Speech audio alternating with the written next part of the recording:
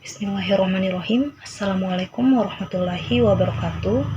Perkenalkan, nama saya Musdalifah dengan NIM 24602-038. Sebelumnya terima kasih atas kesempatan yang telah diberikan. Pada kesempatan kali ini saya akan mempresentasikan materi saya yang berjudul Pasar Persaingan Sempurna. Dalam kegiatan ekonomi, pasar memiliki peran yang sangat penting sebagai tempat bertemunya antara penjual maupun pembeli untuk melakukan transaksi. Nah, salah satu bentuk pasar yang dianggap paling ideal secara teori adalah pasar persaingan sempurna. Pasar ini mencerminkan kondisi di mana tidak ada satupun pelaku yang mampu memengaruhi harga, karena semuanya memiliki informasi yang sama serta barang yang diperjualbelikan pun bersifat homogen. Memahami pasar persaingan sempurna penting karena dapat memberi acuan dalam menilai efisiensi pasar nyata dan membantu dalam pengambilan kebijakan dalam merencanakan regulasi yang adil serta kompetitif. Meskipun sulit ditemukan dalam bentuk nyata, karena konsep ini sangat berguna dan menganalisis ekonomi untuk memahami bagaimana harga dan jumlah barang ditentukan secara efisien. Nah, latar belakang teori ini muncul dari kebutuhan untuk memahami mekanisme efisiensi pasar. Melalui pendekatan pasar persaingan sempurna, para ekonom dapat menganalisis bagaimana sumber daya ekonomi dapat dialokasikan secara optimal. Bagaimana juga keuntungan normal terbentuk dalam jangka panjang, serta bagaimana proses penyesuaian harga terjadi ketika ada perubahan dalam permintaan ataupun penawaran. Meskipun dalam kenyataannya sangat jarang ditemukan pasar yang benar-benar memenuhi seluruh syarat pasar persaingan sempurna. Nah, model ini tetap menjadi acuan penting dalam membandingkan dan menilai efektivitas bentuk pasar lainnya seperti monopoli, oligopoli, dan persaingan monopolistik. Dengan demikian, teori pasar persaingan sempurna bukan hanya berfungsi sebagai gambaran ideal dari suatu sistem pasar, tetapi juga sebagai alat analisis yang membantu para pelaku ekonomi, pemerintah, maupun akademisi dalam mengevaluasi kondisi pasar nyata, serta menyusun kebijakan ekonomi yang dapat mendorong terciptanya efisiensi dan kesejahteraan bagi masyarakat luas. Poin pertama itu pengertian pasar dalam ilmu ekonomi. Dalam ilmu ekonomi, pasar tidak terbatas pada tempat fisik seperti pasar tradisional, melainkan merupakan tempat atau mekanisme terjadinya transaksi antara penjual dan pembeli dalam melakukan transaksi barang ataupun jasa. Di pasar inilah terjadi proses penentuan harga melalui kekuatan permintaan dan penawaran. Dengan kata lain, pasar adalah sistem yang memfasilitasi pertukaran barang, jasa, ataupun sumber daya. Kemudian klasifikasi bentuk-bentuk pasar berdasarkan strukturnya. Nah, pasar dibedakan menjadi pertama pasar persaingan sempurna, banyak penjual dan pembeli, harga produk homogen. Kemudian pasar monopoli, hanya satu penjual yang menguasai pasar. Kemudian pasar oligopoli, hanya sedikit penjual tetapi masing-masing punya pengaruh besar. Keempat itu pasar persaingan monopolistik, yaitu banyak penjual tetapi produk dibedakan melalui mereka atau kualitas. Pasar persaingan sempurna adalah suatu bentuk pasar di mana terdapat banyak penjual dan pembeli yang saling bersaing secara bebas.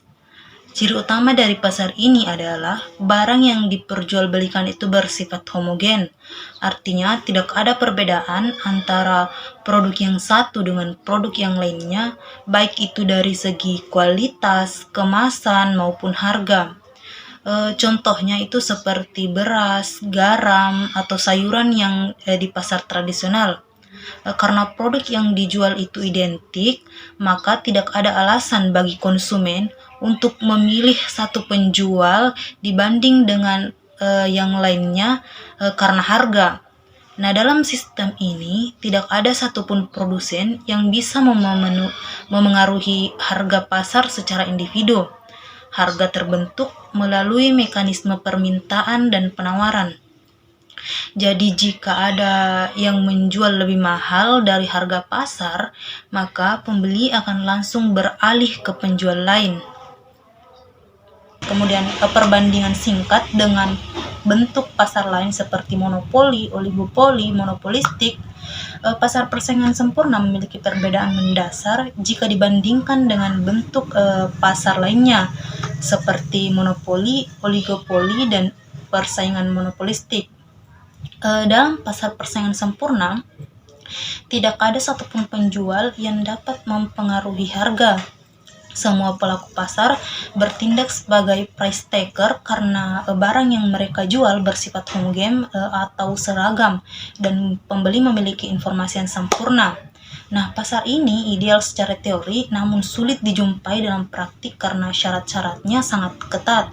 Nah, berbeda dengan pasar monopoli di mana hanya satu penjual atau produsen yang mampu memengaruhi seluruh pasar. Kemudian produk yang ditawarkan juga tidak memiliki pengganti yang mirip sehingga konsumen tidak memiliki alternatif lain. Nah, dalam situasi ini produsen memiliki kekuasaan penuh untuk menentukan harga dan jumlah produksi. Sementara itu, pasar oligopoli ditandai oleh keberadaan hanya beberapa penjual besar yang mendominasi pasar. Nah, produknya yang dijual itu biasanya homogen seperti bahan bakar atau terdiferensiasi seperti mobil. Dalam pasar ini, satu produsen dapat mempengaruhi keputusan persaingannya sehingga strategi penetapan harga dan promosi sangat dipertimbangkan. Sedangkan pasar persaingan monopolistik memiliki banyak penjual seperti pada pasar persaingan sempurna, tetapi produk yang ditawarkan tidak homogen. Masing-masing produknya memiliki keunikan tersendiri seperti merek, kualitas, ataupun layanan. Oleh karena itu, produsen dalam pasar ini memiliki sedikit kekuasaan dalam menentukan harga, meskipun persaingannya itu tetap ada. Kesimpulannya, yaitu pasar persaingan sempurna adalah bentuk pasar yang paling efisien secara teori, namun jarang ditemui secara nyata karena sulit memenuhi semua syarat idealnya. Nah, sementara itu, pasar lainnya lebih mencerminkan kondisi nyata dalam kehidupan ekonomi sehari-hari dengan kompleksitas yang lebih tinggi karena adanya diferensiasi produk, hambatan masuk, serta kekuasaan harga dan ketidakseimbangan informasi. Perbedaan ini penting dipahami agar kita bisa menilai bagaimana satu pasar bekerja dan bagaimana kebijakan ekonomi harus dibuat untuk menciptakan keadilan dan efisiensi. Poin kedua yaitu pengertian dan karakteristik pasar persaingan sempurna. Berisi pertama definisi pasar persaingan sempurna. Pasar persaingan sempurna adalah suatu bentuk pasar di mana terdapat banyak penjual dan pembeli, dan tidak satupun dari mereka memiliki kekuatan untuk mempengaruhi harga pasar. Harga pasar ditentukan sepenuhnya oleh mekanisme permintaan dan penawaran. Nah, dalam pasar ini, produk yang dijual itu bersifat homogen atau seragam, dan informasinya itu tersedia secara sempurna di antara semua pelaku pasar. Oleh karena itu, pasar persaingan sempurna dianggap sebagai bentuk pasar yang paling efisien dalam teori ekonomi, meskipun sulit dijumpai secara nyata. Adapun ciri-ciri atau karakteristik utama dalam pasar persaingan sempurna itu, pertama banyak penjual dan pembeli. Kemudian karena jumlahnya sangat banyak, masing-masing tidak memiliki kekuatan untuk mempengaruhi harga. Semua pelaku bersifat sebagai price taker atau penerima harga. Kemudian produknya itu bersifat homogen atau jasa yang diperjualbelikan tidak memiliki perbedaan antara produsen. Artinya produk satu penjual tidak dapat dibedakan dari penjual lainnya. Misalnya seperti beras, garam, ataupun jagung. Nah, dalam konteks ideal. Kemudian informasi sempurna, semua pembeli dan penjual mengetahui kondisi pasar dengan baik, termasuk itu harga, kualitas produk maupun teknologinya. Hal ini membuat tidak ada pihak yang dapat mengambil keuntungan secara tidak adil. Kemudian tidak ada hambatan keluar masuk pasar. Jadi siapapun bisa menjadi penjual atau pembeli di pasar ini. Tidak ada batasan hukum, modal besar ataupun regulasi berat yang menghalangi masuknya pelaku besar atau keluarnya pelaku lama. Kemudian harga sebagai penentu atau price taker. Nah, penjual dan pembeli tidak bisa menentukan harga sendiri. Jadi harga ditetapkan oleh pasar berdasarkan keseimbangan antara permintaan dan penawaran. Jika ada penjual yang menaikkan harga, konsumen akan langsung beralih ke penjual lain. Poin ketiga yaitu mekanisme penentuan harga dan output. Pertama itu perilaku produsen dan konsumen. Tujuan utama produsen adalah memaksimalkan keuntungan.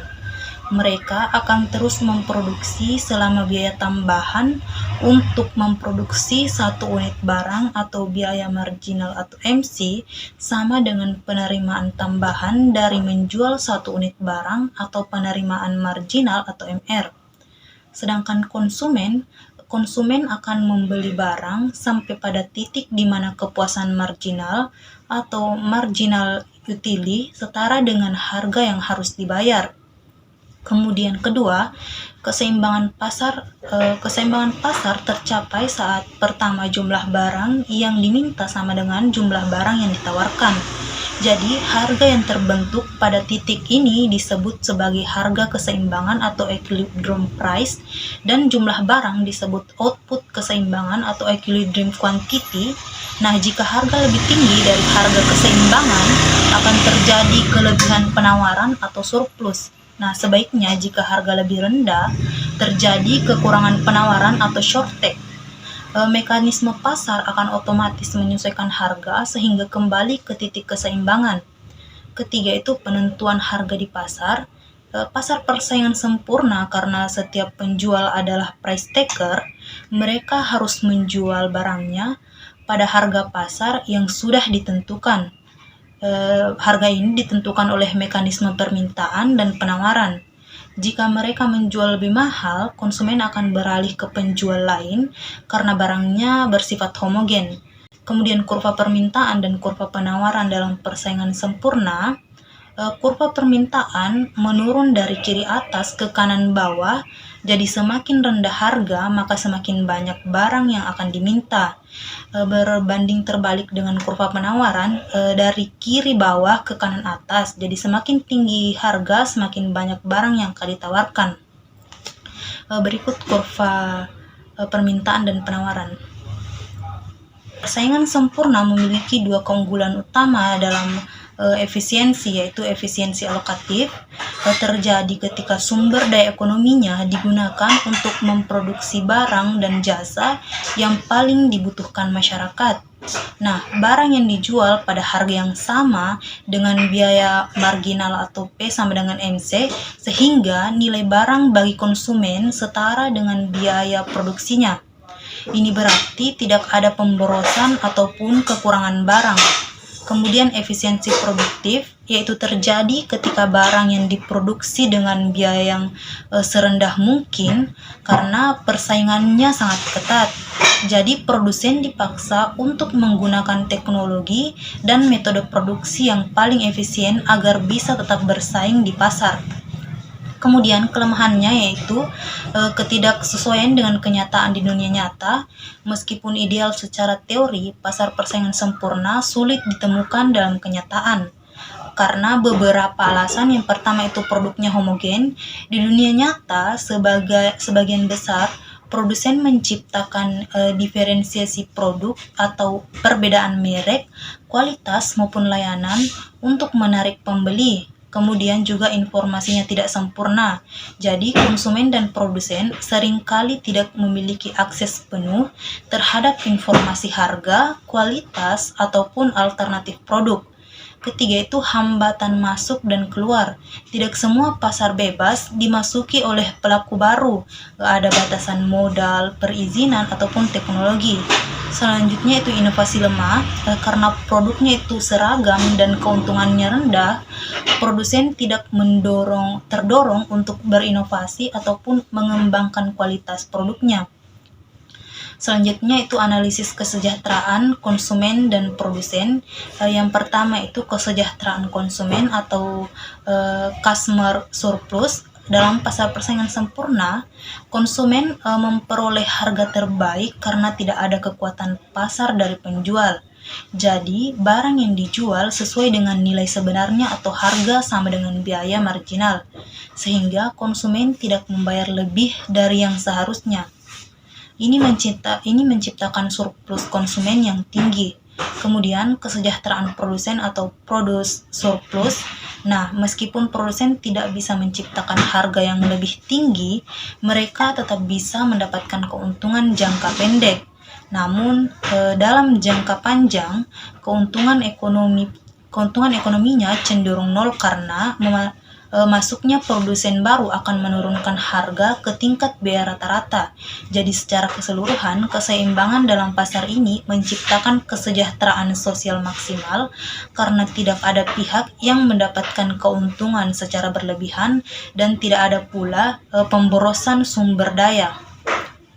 Selanjutnya, poin kelima yaitu perilaku produsen dalam jangka pendek dan jangka panjang. Pertama itu kurva biaya dan pendapatan.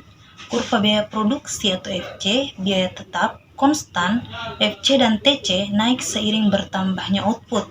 AFC, AVC, dan ATC menunjukkan biaya rata-rata. MC atau biaya marginal naik cepat karena efek efisiensi menurun. Nah, kurva pendapatan TR naik secara linear karena harganya itu tetap, sedangkan AR dan MR datar atau tetap karena ini pasar persaingan sempurna. Jadi berikut adalah gambar kurva biaya dan kurva pendapatan berdasarkan dari penjelasan tadi. Kemudian keputusan produksi dalam jangka pendek. Nah, dalam jangka pendek setidaknya ada satu faktor produksi yang tidak bisa diubah atau biasanya seperti modal dan fasilitas. Oleh karena itu, produsen akan memproduksi sampai MR sama dengan MC atau marginal revenue sama dengan marginal cost. Nah, untuk memaksimalkan keuntungan, jika harga lebih rendah dari biaya rata-rata, produsen bisa tetap memproduksi untuk menutup sebagian biaya tetap selama harganya lebih besar atau sama dengan AFC atau average variable cost. Jadi keputusan jangka pendek lebih terbatas karena keterbatasan penyesuaian. Ketiga yaitu penyesuaian pasar dalam jangka panjang. Nah, dalam jangka panjang, semua faktor produksi bersifat fleksibel, di mana produsen bisa menambah ataupun mengurangi skala usaha, misalnya memperbesar pabrik, membeli mesin baru, dan lain-lain. Jadi, jika pasar menguntungkan, produsen baru akan masuk, kemudian meningkatkan pasokan, kemudian harganya akan cenderung turun. Jadi, jika tidak menguntungkan, produsen keluar dari pasar, kemudian pasokan pun berkurang, harganya jadi naik. Tujuan produsen tetap sama, yaitu memaksimalkan laba dengan mengatur kombinasi input paling efisien. Kemudian poin terakhir yaitu relevansi dan aplikasi pasar persaingan sempurna. Pertama, contoh nyata atau dekat dengan teori, misalnya pasar hasil pertanian. Nah, pasar hasil pertanian contohnya itu seperti beras, jagung, cabai, ataupun bawang merah. Nah, produk-produk ini bersifat homogen, banyak penjual dan pembeli, serta harga yang ditentukan itu ditentukan oleh mekanisme pasar. Jadi, pasar valuta asing atau forex dalam skala global, banyak pelaku yang memperjualbelikan mata uang tanpa bisa menentukan harga sendiri. Kemudian kedua itu keterbatasan dalam praktik pasar. Keterbatasan dalam praktik pasar persaingan sempurna menjadi modal ideal dalam teori ekonomi karena memiliki beberapa keterbatasan dalam penerapannya, antara lain yaitu pertama, produknya jarang benar-benar homogen atau sebagian besar produsen melakukan diferensiasi produk. Kemudian, informasinya itu tidak selalu sempurna, di mana konsumen seringkali tidak mengetahui semua alternatif barang ataupun harga atau kualitas barang. Kemudian, hambatan masuk dan keluar pasar, misalnya terkait perizinan, modal pasar, ataupun kebijakan pemerintah. Kemudian skala ekonomi terbatas, yaitu produsen kecil sulit bersaing secara efisien karena keterbatasan sumber dayanya. Ketiga itu implikasi kebijakan ekonomi. Walaupun jarang ada secara nyata, konsep pasar persaingan sempurna tetap penting dalam perumusan kebijakan, seperti sebagai acuan efisiensi pasar. Jadi pemerintah bisa menilai apakah suatu pasar sudah efisien atau perlu diregulasi. Kemudian kedua itu dasar pertimbangan kebijakan harga dan subsidi. Misalnya dalam pasar pangan, pemerintah bisa menetapkan harga minimum atau maksimum jika pasar tidak mampu melindungi petani ataupun konsumen. Kemudian mendorong persaingan sehat. Nah, dengan menghindari praktek monopoli, kartel, dan hambatan masuk, pasar bisa lebih kompetitif dan adil. Kemudian transparansi dan informasi pasar, pemerintah bisa menyediakan sistem informasi harga ataupun komoditas untuk mendekati kondisi informasi sempurna. Nah, dari materi tadi dapat ditarik kesimpulan sebagai berikut.